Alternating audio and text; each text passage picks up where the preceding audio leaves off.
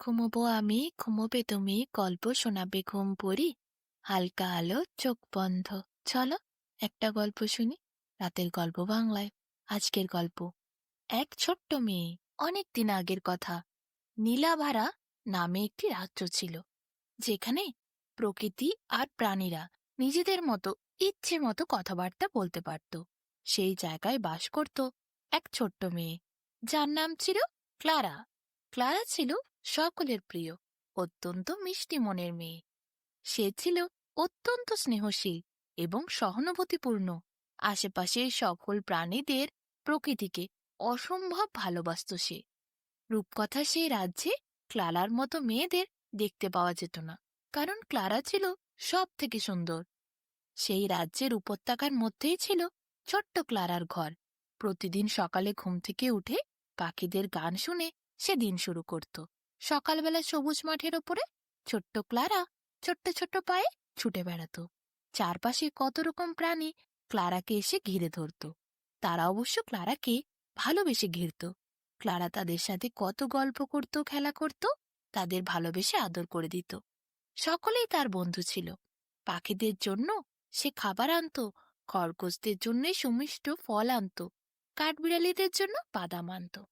সেই বাগানে একটিও ক্ষুদ্র প্রাণী অভুক্ত থাকত না। ক্লারা সব্বাইকে খাওয়াতো। বিভিন্ন ধরনের ফুলের গাছও ছিল।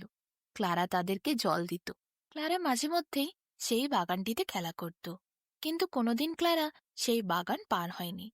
একদিন কি হলো, ঝোড়ো বাতাস এমন এলো আর কিছু ধুলো ক্লারার চোখে এমনভাবে ঢুকে গেল, ক্লারা আর চোখ খুলতে পারল না। চোখ বন্ধ করে সে হাঁটছিল, চোখ খুলতে পারছিল না, আরও ধুলো ঢুকে যাওয়ার ভয়ে। তাড়াতাড়ি ঝড়ের হাত থেকে বাঁচার জন্য নিজের বাড়িতে পৌঁছানোর চেষ্টা করছিল ক্লারা। চোখ বন্ধ করে খুব জোরে জোরে হাঁটছিল, কিন্তু এ কি হলো, জোরে জোরে হাঁটতে হাঁটতে সে রহস্যময় একটা বনে পৌঁছে গেল। চারদিকে কি বড় বড় গাছ স্তম্ভের মতো দাঁড়িয়ে আছে, উঁকি মারছে আকাশের মেঘের দিকে। সূর্যের আলো একদমই নিচ পর্যন্ত পৌঁছাতে পারছে না। ঝিরিঝিরি শব্দ আসছে মৃদু, কেমন একটা বাতাসে অদ্ভুত মায়াবী গন্ধ। ক্লারার মনে হলো, এ কোন জাদুময় জগৎ, কোথায় সে এসে পৌঁছেছে। ক্লারা ধীরে ধীরে চোখ খুলে এইসব দেখল। কোথায় ঝড়, ঝড় তো নেই, কখন ঝড় থেমে গেছে। সে তো এসে পৌঁছেছে একটা অজানা জগতে। অনেকক্ষণ হাঁটাহাঁটি করে ক্লারা অনেক ক্লান্ত হয়ে গেছিল, তার শরীরটা আর বইছিল না। ক্লারা তারপর চারিদিকে তাকিয়ে দেখল, একটা শিয়াল যেন একটা শিকারীর ফাঁদে আটকে গেছে। শিয়ালটার প্রচণ্ড ব্যথা হচ্ছে, ছটফট করছে আর মুক্তির জন্য তীব্র চেষ্টা করছে। ক্লারা সেই অবস্থায় গভীর ব্যথা দেখে শিয়ালটির তার কাছে ছুটে গেল। তার মমতা আর ভালোবাসা দিয়ে সে শিয়ালটিকে জালের থেকে মুক্ত করল। সাবধানে শিয়াল এগিয়ে এলো তার কাছে। শিয়ালটা প্রথমে ক্লারাকে দেখে একটু ভয় পেয়ে গেছিল, কিন্তু যে মুক্ত করতে পারে সে কি কোনোদিন ক্ষতি করতে পারে, এই ভেবে শিয়াল ক্লারার দিকে মায়াভরা চোখে তাকিয়ে রইল। ক্লারা তার কোমল আর শান্ত হাত দিয়ে মাথায় হাত দিয়ে শিয়ালটিকে ভরসা দিল। ক্লারার আস্তে আস্তে ওই হাতের ছোঁয়া পেয়ে শিয়াল অনেক খুশি হলো, শান্তি অনুভব করল। সে ক্লারার দিকে কৃতজ্ঞতা ভরা দৃষ্টি দিয়ে তাকালো। তুমি না থাকলে আমি মারা যেতাম, শিয়াল এটাই ভাবছিল। ক্লারা মৃদু হাসি দিয়ে বলল, তুমি এখন মুক্ত, যাও, তোমার পথে ফিরে যাও। কিন্তু এ কি, শিয়াল তো যাচ্ছিল না।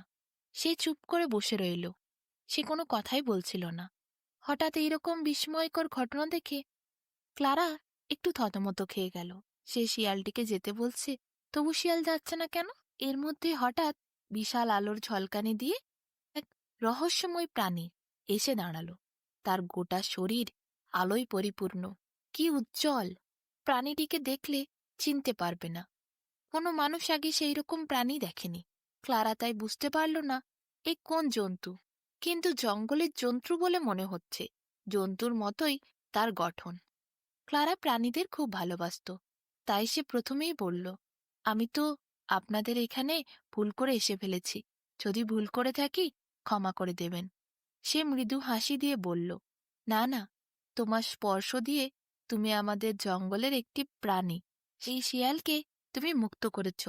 ওই ফাঁদে সে পড়ে গেছিল, তুমি যদি আজ তাকে মুক্ত না করতে, তাহলে তার জীবন মরণের ব্যাপারে দাঁড়াতো। তাই আমরা খুব খুশি। ক্লারা তাকে মৃদু হাসি দিয়ে বলল, না, এরকম ঘটনা দেখলে যে কোনো মানুষই তাকে মুক্ত করার চেষ্টা করবে। হো হো করে প্রাণীটি হেসে বলল, না, মানুষ কত নির্দয়, তার মনে কত বিপজ্জনক চিন্তাভাবনা, তা আমরা জানি। তুমি ভালো মানুষ, তাই তুমি মুক্ত করেছ। আচ্ছা বলো, ওই ফাঁদ কে পেতেছে? মানুষই তো পেতেছে। সব মানুষ ভালো হয় কি? ক্লারা চুপ করে সে প্রাণীটির দিকে তাকিয়ে রইল। সত্যিই তো, সব মানুষ ভালো হয় না। ফাঁদ থেকে মুক্ত করতে ক্লারা এসে দাঁড়িয়েছে। আবার কোনো মানুষই সেখানে ফাঁদ পেতেছে প্রাণীদের ধরার জন্য। সব মানুষের মন একরকম হয় না। ক্লারার মনে এত দয়া মায়া, পশু পাখিকে সে এত ভালোবাসে। তাই তো সেই অদ্ভুত প্রাণীটি ক্লারাকে বলল, তুমি আমাদের বনের একজন সদস্যকে বাঁচিয়েছ। তোমার একটি ইচ্ছে আমি পূরণ করব। বলো তুমি কি চাও?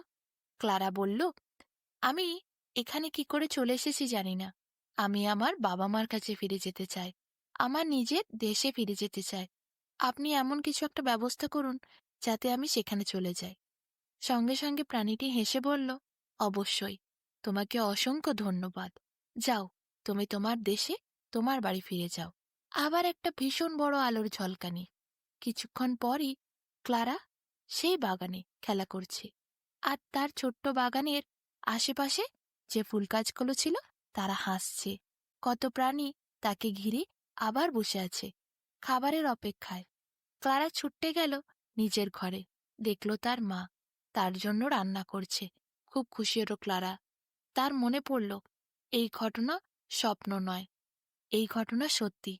সে কোথাও গেছিল, আবার আলোর ঝলকানির সাথে সাথে সে ভালো কাজ করেছে বলে নিজের ঘরে ফিরে এলো, আবার নিজের জগৎ ফিরে পেল। ক্লারা এরপর মুচকি হাসি দিয়ে মাকে ছুট্টে গিয়ে জড়িয়ে ধরল।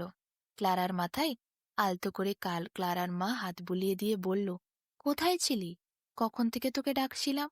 ক্লারা বলল, মা এই তো, এখানেই আছি, বলো। ক্লারার মা বলল, আজ তোর পছন্দ মতো রান্না হচ্ছে, ভালো করে খাবার খেতে হবে। ক্লারা হেসে তার মায়ের গালে চুম্বন করল।